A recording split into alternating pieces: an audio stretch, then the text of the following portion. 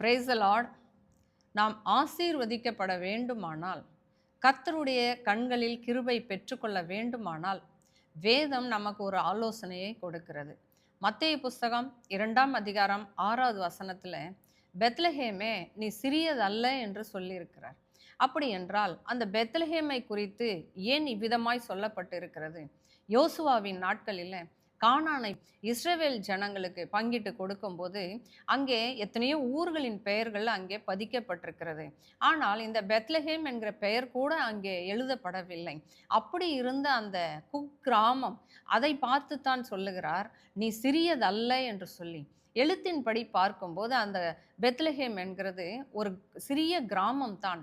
ஆனால் சிறியதல்ல என்று ஒரு பாராட்டை பெறுகிறதற்கு காரணம் என்னவென்றால், அந்த பெத்லஹேம் சிறியதா இருந்தாலும் அதிலே விசேஷமானவைகள் அங்கே காணப்படும்.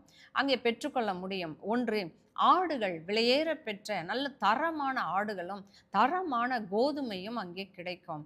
அது சிறியதா இருந்தாலும் தன்னிடத்திலிருந்து தரமானவைகளை அது கொடுக்கிறபடியினாலே தேவன் அதை உயர்த்த சித்தம் கொண்டு அந்த இடத்திலே அவர் பிறந்தார் என்று சொல்லி பார்க்கிறோம்.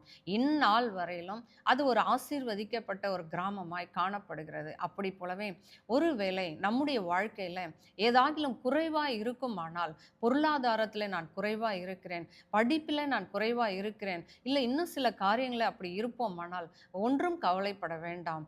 நாம் நல்ல குணாதிசயங்களோடு இவ்விதமான விலையேற பெற்ற விசுவாசமும் நற்குணங்களோடு நாம் காணப்படுவோமானால் மாத்திரம் போதும்.